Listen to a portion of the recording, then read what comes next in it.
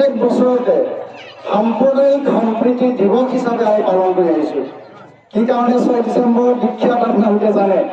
বাবৰি মছজিদ কি ধৰণে ধ্বংস কৰি দিছিল কথাটো আপোনালোকে জানে। গতিকে এটা কথা আমি ক'ব বিচাৰিছোঁ, কাৰণ শাসক পক্ষ মানে কোন? বৰ্তমান দেশ কোনে পৰিচালনা কৰি আছে? বৰ্তমান দেশ পৰিচালনা কৰি আছে বিজেপি দলৰ নেতৃত্বত, RSSৰ নেতৃত্বত। এই বিজেপি দলৰ RSSৰ নেতৃত্বত আমি ক'ব বিচাৰোঁ সেইকাৰণে যে ভাৰতবৰ্ষ এখন বহু সভ্যতাৰ দেশ, ভাৰতবৰ্ষ এখন বহু ভাষাভাষী দেশ, ভাৰতবৰ্ষ এখন বহু ধৰ্মাৱলম্বী দেশ, ভাৰতবৰ্ষ এখন বহু সাংস্কৃতিৰ দেশ, হয়নে নহয়?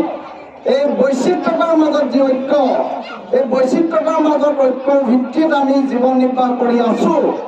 আৰু আমাৰ ভাৰতৰ যি সংবিধান প্ৰণয়ন কৰা হৈছিল 1949 চনৰ 26 নৱেম্বৰত যেতিয়া প্ৰণয়ন কৰা হৈছিল, আৰু 1950 চনৰ 26 জানুৱাৰী দিনাৰ পৰা যেতিয়া কাৰ্যকৰী কৰা হৈছিল, এই সংবিধানখন ৰচনা কৰোঁতে কোনকেইটা কথা গুৰুত্ব দিছিল?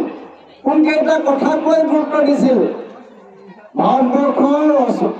ভাৰতীয় সংবিধান ৰচনা কৰাৰ সময়ত কৈছিল, সংবিধান প্ৰণেতাসকলে আলোচনা কৰি কৈছিল যে এখন গণতান্ত্ৰিক দেশৰ শাসন ব্যৱস্থাত যি দলৰ জৰিয়তে চৰকাৰ নকৰক কিয়, দেশ পৰিচালনা নকৰক কিয়, সেই চৰকাৰখনে সেই দেশখনত থকা যিমানবিলাক নেশ্যনেল ৱেলথ আছে, জাতীয় সম্পদ আছে, সেই জাতীয় সম্পদবিলাক সমবিতৰণৰ জৰিয়তে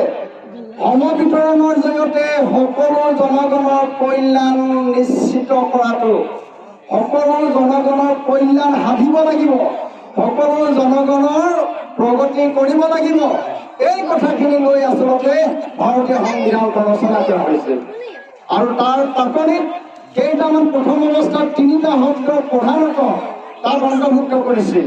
সেই 3টা হৈছে ভাৰতবৰ্ষ এখন সাৰ্বভৌম গণতান্ত্ৰিক গণৰাজ্য বা প্ৰজাতন্ত্ৰ, আৰু 42তম সংশোধনীত 76 চনত আৰু 2টা শব্দ অন্তৰ্ভুক্ত কৰি ল'লে যে ভাৰতবৰ্ষ এখন সাৰ্বভৌম সমাজবাদী ধৰ্মনিৰপেক্ষ গণতান্ত্ৰিক গণৰাজ্য, হয়নে নহয়? আপোনালোকে জানেন নে জানে? এই কথা জানে বহুতে। গতিকে এই কথাকেইটাৰ ভিত্তিত আমাৰ দেশখন যি দলে চৰকাৰ নকৰক কিয়, সেই দলে এই ভাৰতীয় সংবিধানৰ ভিত্তিত দেশ পৰিচালনা কৰিব লাগিব। এইটো তাত নিৰ্ধাৰণ কৰা আছে। আৰু বিগত সময়ছোৱাত 2014 চনৰ পৰা বিজেপি দলৰ নেতৃত্বত যেতিয়া RSSৰ নেতৃত্বত যেতিয়া চৰকাৰ চলিছে দেশত, তেওঁলোকে আমাৰ ভাৰতীয় সংবিধানখনক নামানো বুলি কৈছে। তেওঁলোকে আমাৰ ভাৰতীয় সংবিধানখনৰ মতে আমি নচলো বুলি কৈছে। তেওঁলোকে কাৰ মতে চলিব? তেওঁলোকে চলিব মনুস্মৃতিৰ মতে। মনুস্মৃতি আপোনালোকে জানে, মনুস্মৃতিৰ মতে দেশ চলিব লাগিব। এই ভাৰতীয় সংবিধানৰ মতে আমি নচলো বুলি কৈছে। তেতিয়াহ'লে আমি এই চৰকাৰখনক কম নে নকম? এইখন চৰকাৰ অসাংবিধানিক চৰকাৰ, এইখন চৰকাৰ গণতন্ত্ৰ বিশ্বাস নকৰা চৰকাৰ, এইখন চৰকাৰে সংবিধান নমনা চৰকাৰ বুলি আমি ক'ব লাগিব নে নালাগে? ক'ব লাগিব নিশ্চিতভাৱে। তেওঁলোকে মনুস্মৃতিৰ মতে দেশ পৰিচালনা কৰিলে নহ'ব।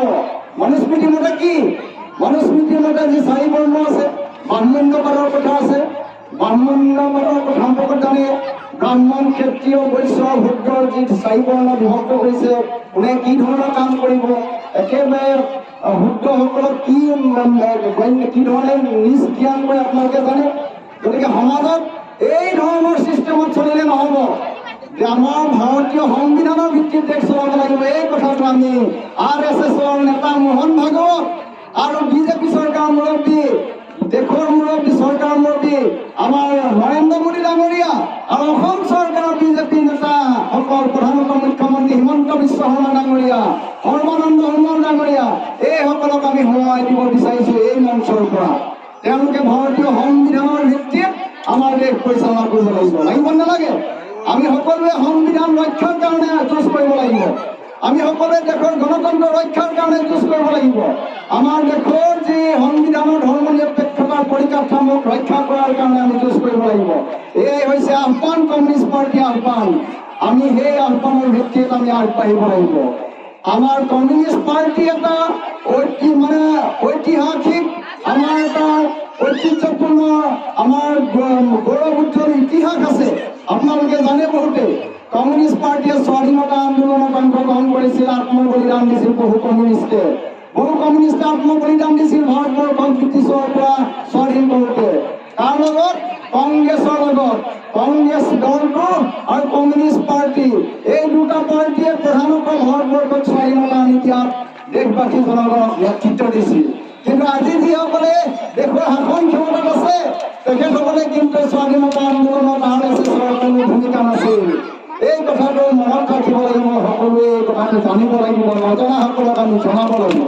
এইখিনি হৈছে মূল কথা। মই যে আৰম্ভণিতে কৈ আহিছিলোঁ আপোনালোকক যে দেশৰ যিবিলাক জাতীয় সম্পদ মানে কি?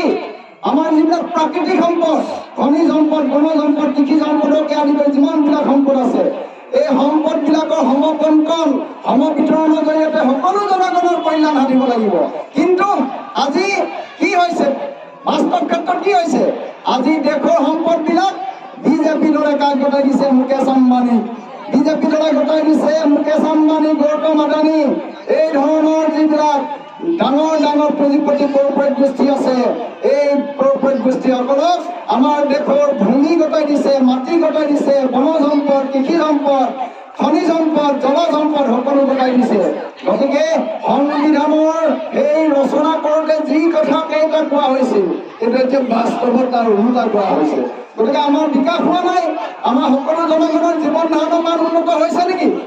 আপোনালোক সকলোৱে জীৱন ধাৰণৰ মান উন্নত হৈছে নেকি? আমাৰ এইবোৰ সকলোৱে উন্নত হৈছে নে নাই হোৱা? আজি কিমান বছৰ হ'ল দেশ স্বাধীনতা লাভ কৰা?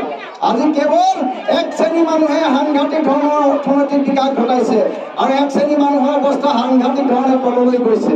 গতিকে এই যিটো বৃহৎ ব্যৱধান থকা আৰু নথকাৰ মাজত বৃহৎ ব্যৱধান বাঢ়ি গৈছে।